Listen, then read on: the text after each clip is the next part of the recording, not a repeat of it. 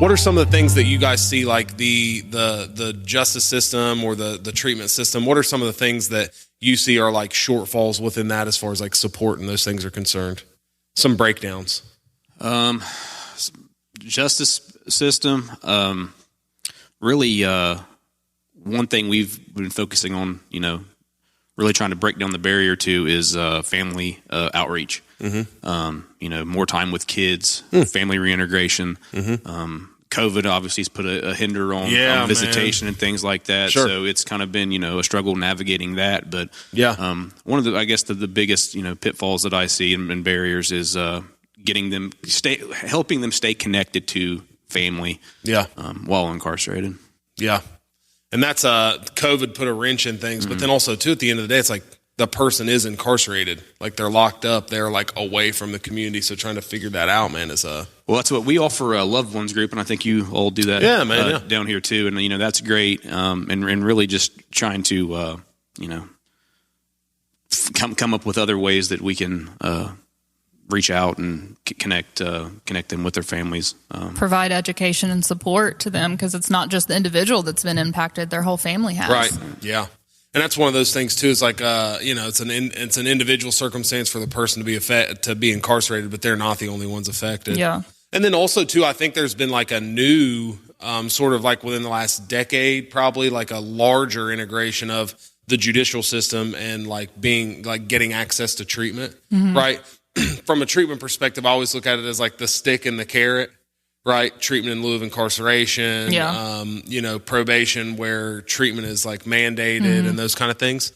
Talk about some of that, how that's developed, because you've been on both sides of that. Right. So like, what are some things like you learned working in the community-based correctional facility that you still use in treatment, and then vice versa? Like, what are the differences and what are the similarities and how that works for people?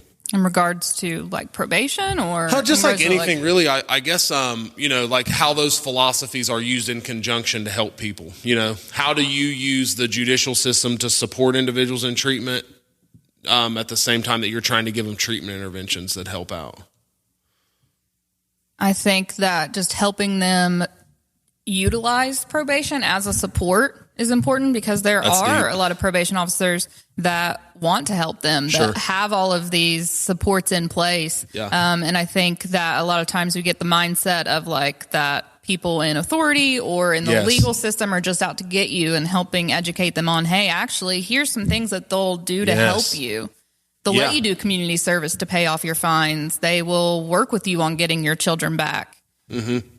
Yeah, I think that's like probation, parole, STAR, seen as like, oh, I'm in trouble. Yeah. But really trying to like coach people up about, hey, actually, this is a resource that is being provided to you that you can like tap into certain things or whatever. What do you think about that?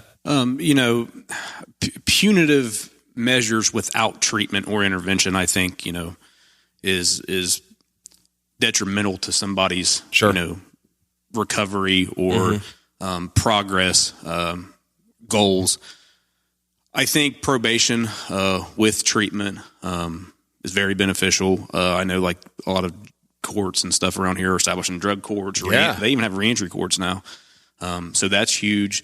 You're starting to see the justice system getting more involved in that continuum of care post-release. And like I said, I think that's absolutely detrimental. Yeah. When it's like, you talk about that punitive piece without treatment, that's sort of how we got to this like 2 million people being incarcerated, right? So like you think about really, some of the ways that the opioid epidemic was handled different than the crack epidemic, right? We saw the crack epidemic and we saw mandatory minimum sentencing was created. Like really kind of like, the political campaigns like tough on crime. Zach Hamilton is tough on crime. You know what I mean? Yeah. Those kind of things. And it's like one of those sorts of, well, if the consequences or the potential consequences are bad enough, people will be deterred from doing that kind of thing. And I think that we've seen that that's really a joke, right? That like that doesn't work. That harsher penalties don't deter people from doing things. There's actually probably statistics that say otherwise, like harsher penalties like lead to higher rates of those kind of crimes and things. But I think that's like really like the other side of the coin is like, how do you leverage these systems that exist as like an actual support rather than, hey, we're out to get you kind of thing, I think like kind of talking about like those barriers in the like community when they come out. Okay, so you get incarcerated for a drug crime. Sure. And you're sent for a period of time, and then you're just supposed to go out and just live a completely different life, but you've never been taught how. And like we were talking about with when you come from generations of substance use and poverty and whatever it is, the thing that people don't think about is they've never learned some of these basic skills that like I was blessed enough to have. Sure. I had role models show me how to cope with things, encourage me to get an education and a job. And some of these people don't have that. So we're sending them away, but then not helping them actually change. Yeah, because it's the Department of Corrections and Rehabilitation, right? There's Department of Corrections and Rehabilitation. And I think that's something that like, STAR has really worked hard to do as far as like the evidence-based programming, building the reentry programs and those kind of things. So like to get into some of that, what is some of the stuff that your respective agencies are doing to help? And since I kind of queued you up, if you want to start off. Sure.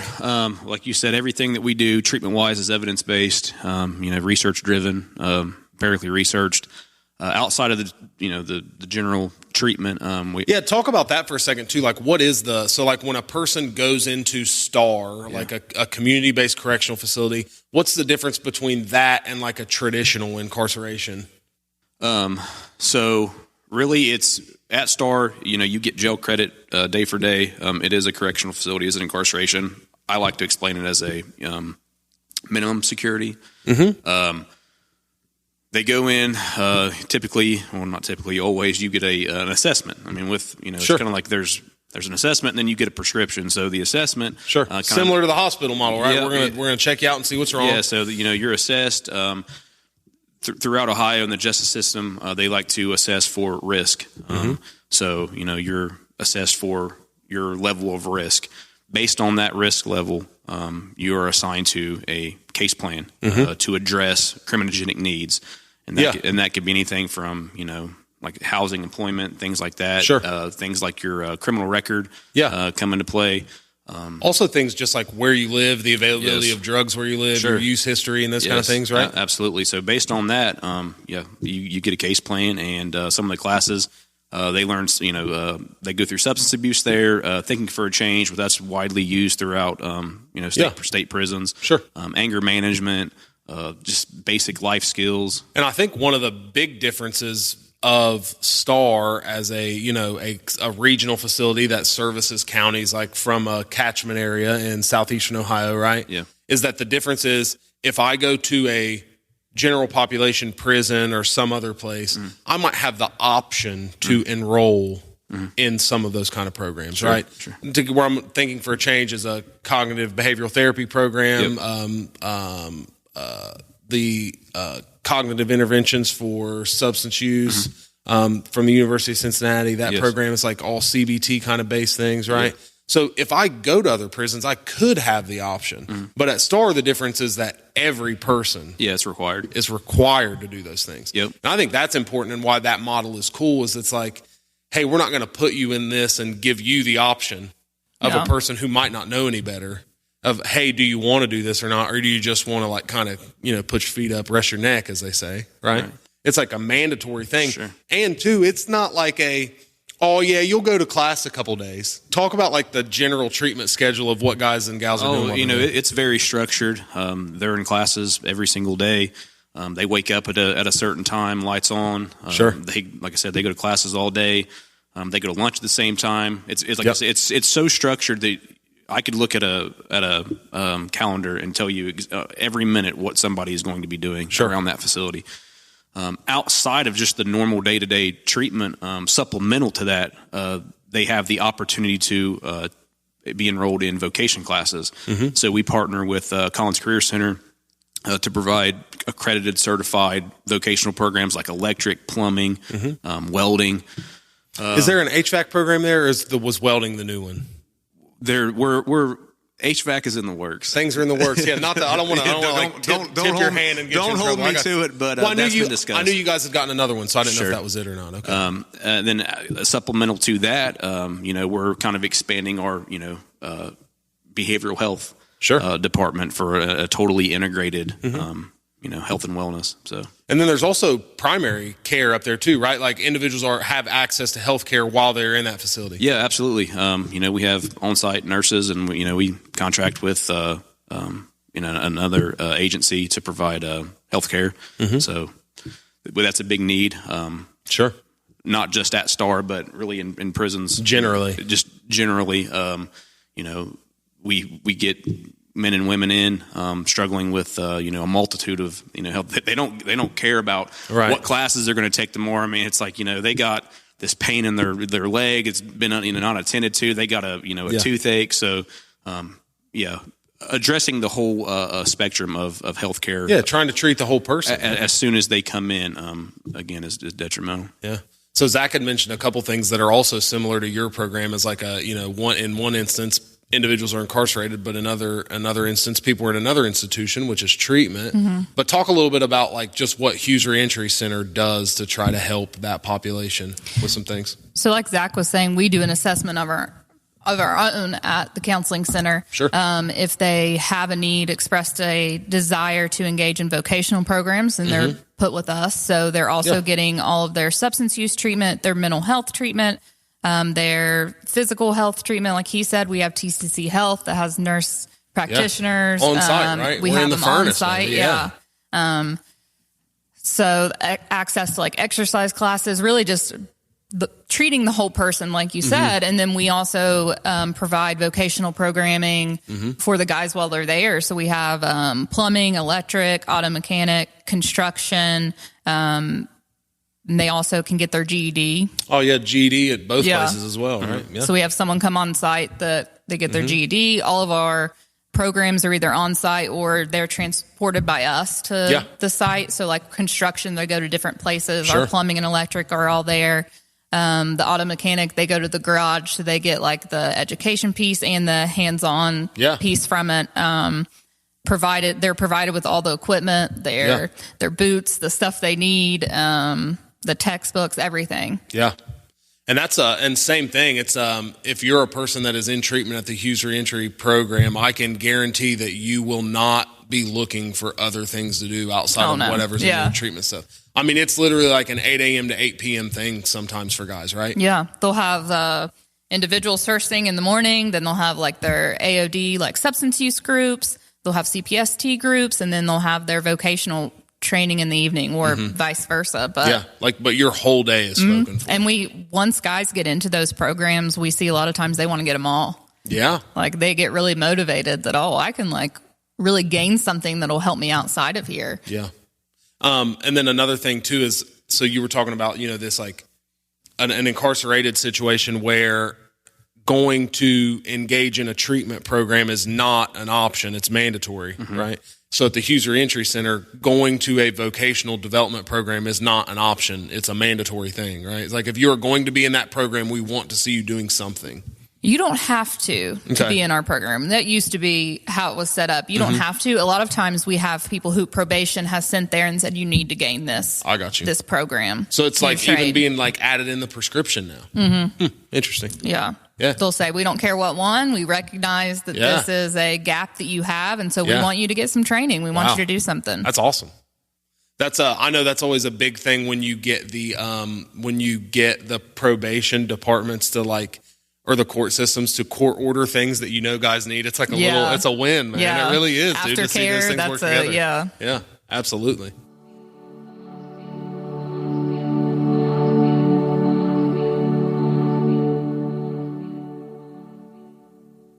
So is that something that you see too? Once guys are like get in and are getting motivated, they start to like make some progress that then they want to get involved in stuff. Yeah, absolutely. And at times, like I said, everyone there is court ordered to be there, so there is resistance. People not there for the right reasons. Sure. But with anything, after so many days, being there, it there's a routine, there's a habit. Yeah, a lot more guys get open minded as to our services. They start learning, a lot in the classes, and their ideas change, their vision shifts. So sure. By the end of the program, I've seen guys do complete 180s from the time they came in to like their thinking once they're released. Yeah, absolutely. And I think too, it's one of those things of the magic of sort of like engaging in the same thing every day. It's like I get a little win here, and then I get a little win here, and then I'm in class and it's going well. Same thing. I start my treatment. I start to address some of these thinking patterns and problems that have put me into the situation that I'm in, and I start to see that like psychic change that takes place, and I get more motivated to do things, right? Yeah, well, then they complete like a program. We often see a change from when they first engage in a vocational program and after, just because their confidence increases. Yeah. Hey, I just achieved a goal. Yeah. Like a pretty tough one too. It's not easy. Their schedule's busy. They've got, I mean, these aren't always the easiest things, and they've set out to do it and achieved it. And we see a big increase in engagement overall. Yeah. And we were talking about like stereotypes and stigmas and those kind of things. And I think that's one of them, is that like drug addicts, people with substance use disorders are like lazy and don't want to work towards things, or like maybe like incapable of that kind of stuff. They're seen as, like taking advantage of. Like within these two programs, I think what you see is individuals like come in and work very hard towards things, right? And that's like getting through all your classes. I mean, you're talking like 12 to 15 weeks of multiple classes a day where you are like, there's homework every night. Yes. There's like, when's the last time guys have done homework? Right. It's like, when's the last time I've had a win of like completing a vocational course that's maybe 12 weeks long, right? You'd be surprised on how much, and even myself, but them too, like how much more productive you feel just if you get up in the morning and make your bed. Yeah, that's the speech, right? If you want to change the world, make your bed. Yes. Right, yeah. Those little things add up, man. I really do believe in that stuff. And speaking of, I said 12-week program reminded me like the electrical plumbing programs are 12 weeks, but then the Maritime West deckhand program. So we have the deckhand program is 10 days, so it's 2 weeks Monday through Friday. Quick, fast, and in a hurry. Yep. And then in Mountain West Community College comes down on site and does that. We have the barge set up in our parking lot. So that's a 10-day. We have our construction's a 10-day. We have they just vary lengths, which is good because it can meet clients where they're at in that regard. And the auto mechanics about 6 to 8. We have some 4-week programs. So. I love when I go up to the Franklin Furnace campus and there's you pull in the parking lot and the guys are out there, because the barge classroom essentially for like your hands-on stuff is outside. So it's like if it's the dead of winter, they're outside. Yeah. If it's the dead of summer, they're outside. Yeah, and right? like the life vest, towing the lines and stuff. It's hard work, but that adds to the feeling of accomplishment. No doubt. And that's like, again, like combating that stigma and that stereotype that drug addicts are lazy, that drug addicts don't want to work and don't want to do those things. It's like, I believe that a lot of people have just never had the opportunity to do anything different. Which makes them so appreciative when they're given that opportunity. Well, and y'all's role as far as like the community-based correctional facility and the treatment agency of, hey, like the reason we exist, number one, is like this is not a local problem. This is like a regional, national problem. Like some of these statistics we've been talking about are national statistics. It is not unique to Portsmouth or Scioto County or Southern Ohio. Like these are issues that go on everywhere. So we have a role as professionals in the field that the agencies we work for, that like we're here for a reason, like doing the work that we do. And I think that's like so important to acknowledge. And then it's not just all on a treatment agency or not just all on like the CBCF, that there's like a collaboration that has to take place. And super grateful that we've started to see more of that between like, what's the term you use, judicially involved? Justice involved. Justice involved. Yeah. Okay, I got to put that feather in my cap. I'm going to sound so smart at a meeting when I say that. Justice involved. The justice involved folks. Yeah, man. Yeah, no, but I think it's like it's so important that we like highlight that this is a national problem that is here locally, but that we have resources locally that a lot of places don't. Sure. So then, like, what's next? What are some things that you guys can see? Because we've talked about a lot of the good stuff that you're doing: primary health care, evidence-based treatment programs, vocational training, integrating mental health and behavioral health stuff even further into the programs. What are some areas that you guys see that we still stand to like make some progress in, or kind of like what's next for you all as your own agendas and operating your programs? Whoever wants to start, man. So I feel like we're doing the part of having the vocational trainings, and the next step is actually applying that to the community. Yeah. So like actual jobs. Yeah. So like we work with the Success Center, which is another part of the counseling center.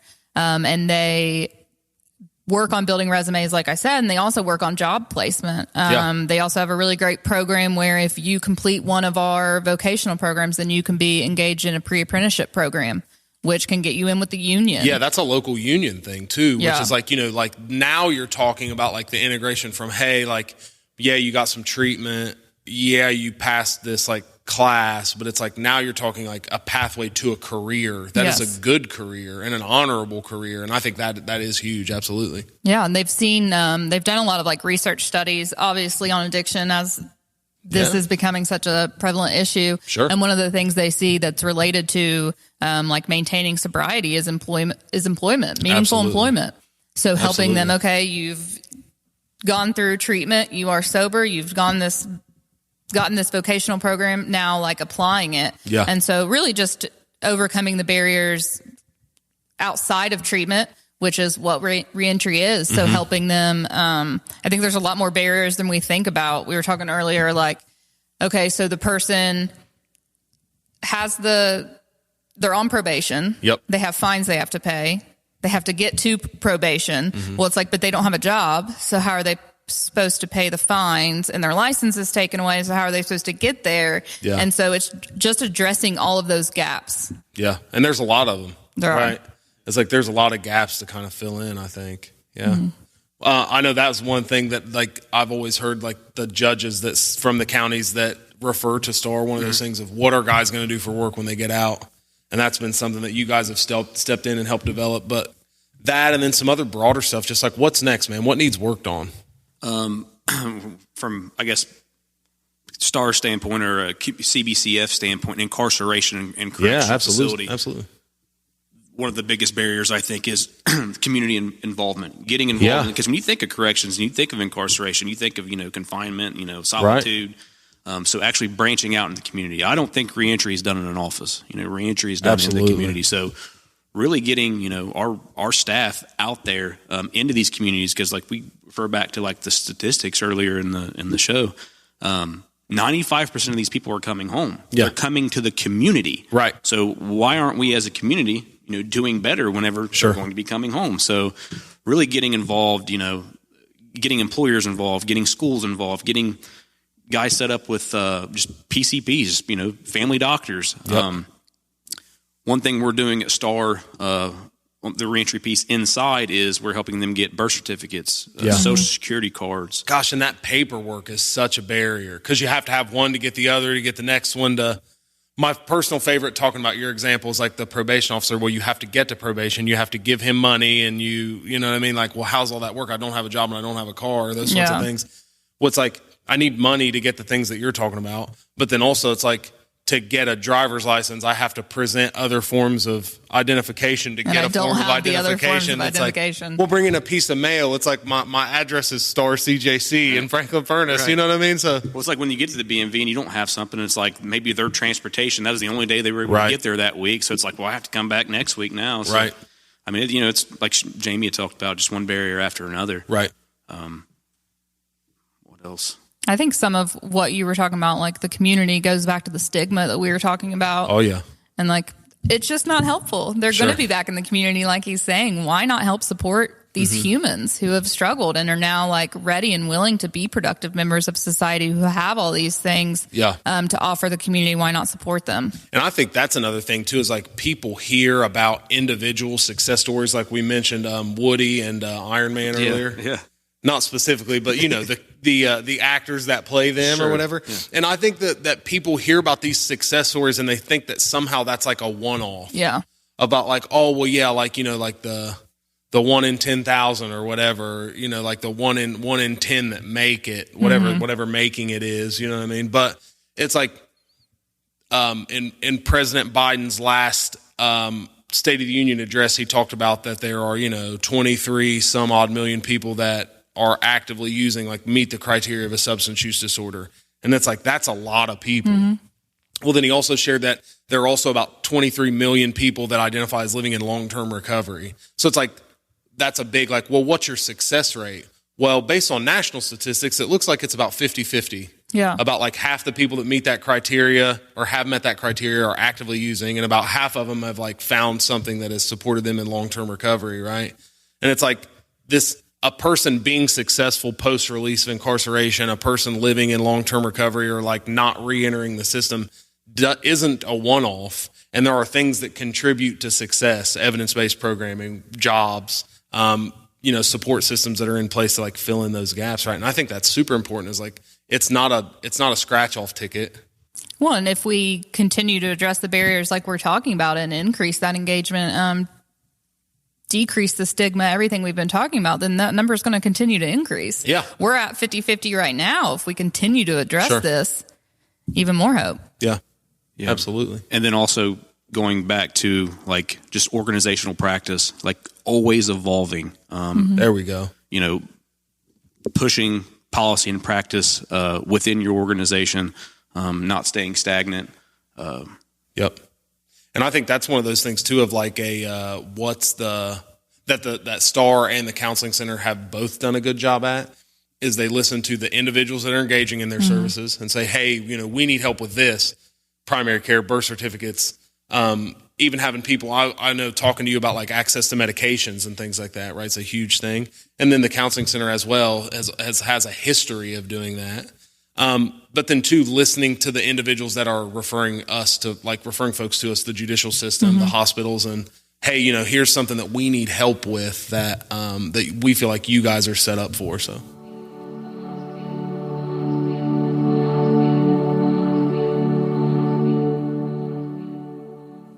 yeah, like what are some of our closing thoughts? Anything we want to say before we sign off here? Like what are some things you might want to leave people with to think about? I think just continuing to address the stigma that we were talking about. Just be open-minded, educate yourself. We're really lucky in this area that we have a lot of community involvement, community partners that help us in every way with funding, with employment, with everything. And so I think that's the most important thing right now is just involvement of that community that we was talking about. Like this whole thing, reentry into the community. We need the community's help. And I think too, like to talk about, the stigma, the prejudice, the stereotypes, it is a polarizing topic. So it's like really for polarizing topics, a lot of times what needs to happen is an emotional reaction is what happens first. So probably what people need to do is go back and do some research and educate themselves and like actually learn some things about, like what are the real storylines behind the topic or the issue or whatever. Well, just like you were saying we'll have one story of someone successful and that's a one-off. It works the same way as if you know one negative story about it. Then we can put all the weight in that. Right. Absolutely. What about you, Zach? Same thing Jami was saying, just building relationships in the community with people reintegrating back into the community. Right. I read a statistic that, over half of people employed are employed at a place because they knew somebody, whether that be, hey, this job was open, or whether someone worked there directly and they said, come interview and I'll put in a good word for you. Sure. So really just building relationships. I think that's very important. There's an Instagram post I read from Deion Sanders, primetime baby. You know what I mean? But he was talking about he's like rebuilding a historically black college university football team right now, and somebody came through and did something, bought uniforms, sold out the arena, whatever it was, right? But the post was talking about that happened because of somebody he knew, and the point was relationships are currency, and like the point is like be good to people, be available to people, talk to people, be authentic with people. And, like he's trying to be like a lesson teacher at that point in time, but it's true, man. Like relationships are currency. So it's important. I think that, it's be nice to everybody. You never know who you're talking to kind of deal. And I think that can go both ways, right? Is like sometimes doing something for people, giving an opportunity for people, similar to your point, has a greater impact than we could like ever imagine, Sweet. Anything else? You guys feel good? Hit the rock. We did it. Thanks for coming on. Till the next time. Pillosophy, check us out. Everybody have a good day.